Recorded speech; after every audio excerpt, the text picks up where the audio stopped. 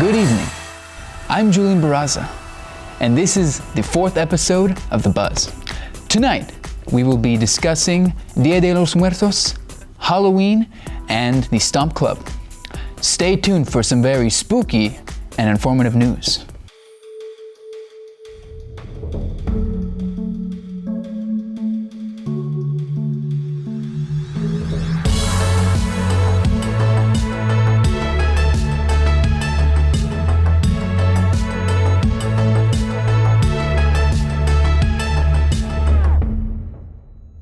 Now first, we have for you a very informative piece about the Dia de los Muertos holiday. It's a very soulful holiday celebrated by both the living and the dead. Dia de los Muertos is a primarily Mexican holiday revolving around celebrating the dead. Altars are constructed to honor deceased loved ones, and energetic festivals bring together communities. I've been celebrating it my entire life. It's just we started going to the festivals more recently. It's not a celebration that I grew up with, but it's definitely something that I've reclaimed for myself. Since most of my family members who have passed are not buried here in California or like in the States, I'm not able to celebrate or actually go to a gravesite and do the normal, Day of the Dead celebrations.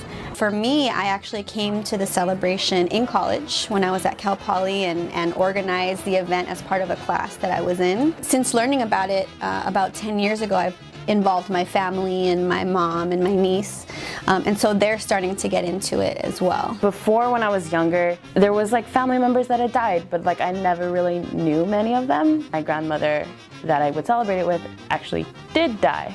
So then I actually got to have an altar for her. I got to really work on it with my mom and stuff like that, and I have a bunch of her old things, and I would put it out, and it was the first time that I ever really experienced it as my family is gonna come back. The holiday was originally celebrated in ancient Mesoamerica, where different groups celebrated a variety of festivals dedicated either to good harvest or their ancestors. The introduction of Catholicism through Spanish conquest revolutionized the way the holiday was celebrated. You really have this cultural blending and cultural merging that happens, so it's really a mix of indigenous cultural values and traditions as well as Catholic meanings and symbols and traditions. They lined it up so it was a part of the Catholic and Christian calendar. In the same space, you'll have indigenous dancers and then also crosses and other things where you see this hybrid festival happening. And you can celebrate Dia de los Muertos either way you want. One of the ways that it actually came to the United States even in the first place was through Chicano and Chicana activists in the 1970s trying to reclaim their heritage through these cultural practices, whether it was mariachi music in the schools or Day of the Dead celebrations in the community. Dia de los Muertos is celebrated in many different ways in many different places beyond just Mexico. The way that I look at it, and when I explain it to people, when they ask me what is it, think of it like Thanksgiving, but you get to see or you get to be with the family that has passed. Typically, families come together and they clean off the grave sites of their loved ones. We go to the Hollywood Forever Cemetery for Dia de los Muertos festival. It's really pretty. They have a bunch of altars for a bunch of different things. They have dancers, they have blessings. Cultural appropriation, the adoption or use of elements of one culture by members of another culture, is considered disrespectful in certain circumstances. It frequently occurs with the holiday symbols.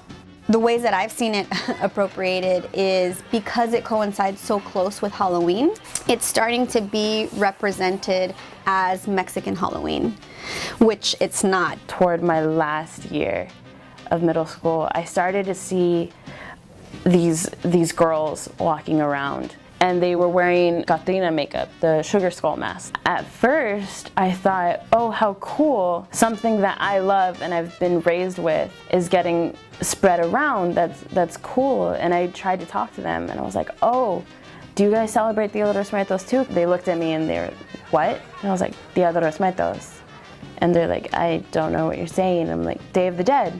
And they were like, oh, because of this? I think it was so pretty. And they just talked about that. And when they did that, it just shattered my heart. If you kind of just take it and like belittle it, call it cute, or just use it as a trend, I think that's not okay. It's perfectly fine if you want to learn more about the celebration, learn more about the culture, actually take a part in it and just respect it. That's completely fine.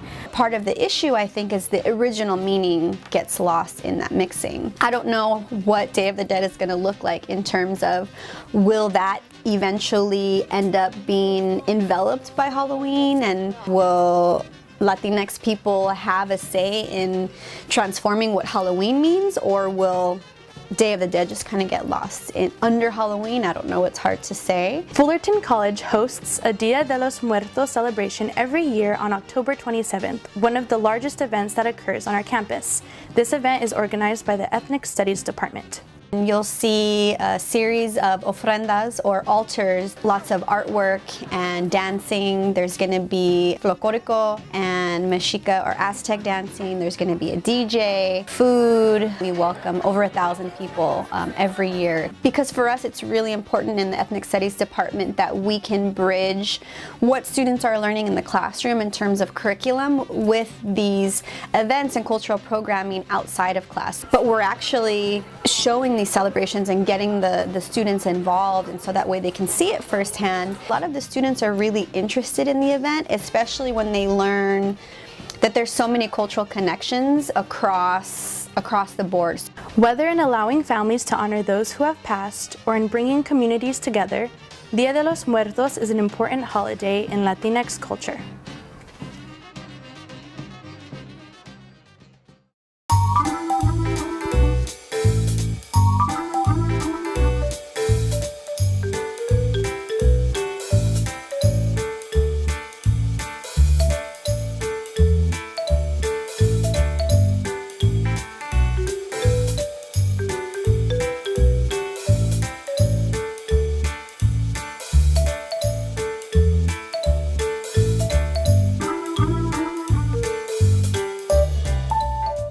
Welcome back.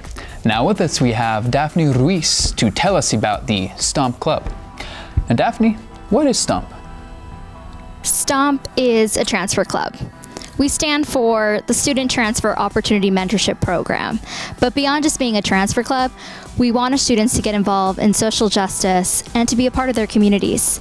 And that's why we organize these huge campus-wide events. Like for instance, Salud y Revolución, which is going to be this huge event that's going to be all about community healing and self-care. We're inviting these incredible speakers to host workshops and research presentations, and we want everyone to be a part of it. It's actually coming up Friday, November 18th, so make sure to check it out on fcstomp.org. And I also want to take this moment to invite everyone to please join us every Tuesday at 2 p.m. in room 322. Thank you so much. Well, thank you very much, Daphne. Up next, we have Reggie, our man on the streets, to ask some people some rather spooky questions. Reggie, show us what you got. Thanks, Julian. We asked students around campus what their plans were for Halloween. Here's what they had to say. What are you dressing as for Halloween this year? For Halloween this year, like putting a bunch of clocks around me or something, and I'm going to be a waste of time. Rick from Rick and Morty. a grease monkey? Going to be Wednesday Addams because everyone says I look like her already, so So, but like, you know, like grease monkey, like a mechanic, but actually like I'm gonna be a monkey. getting a wig and being Wednesday Addams. I believe I'm going as a vampire this year. And it's gonna be like a mechanic, like he's a mechanic and he's a monkey. I'm actually going to be Red Riding Hood. I am probably going to be Hermione from Harry Potter. So that's what I'm gonna be for Halloween. Oh, very clever. And are you thinking about going trick-or-treating this year? No. Probably not, but I think I'll leave that to my little siblings. No, unfortunately not. I haven't been trick-or-treating in quite a long time. Do you happen to know what date Halloween falls on this year? It's on a Monday, It falls on a Monday this year. the 31st. Yes, that's right. That's right. Do you know the proper name for the fear of clowns? If I had to guess, clownophobia. Oh, no. No. I don't. I've heard it before, but I don't know it at the top of my head. I do not know the proper term for fear of clowns, actually. Do you know it? Coulrophobia. It's interesting, I guess. That's the language, but yeah, I think. Solid. Wow, that was spooky. Thanks for watching and have a safe Halloween. Wow, Reggie, I think I'm gonna dress up as a clown for Halloween. That's all for tonight. Tune in next time for another great episode of The Buzz. I'm Julian. Thank you for watching and be safe this Halloween.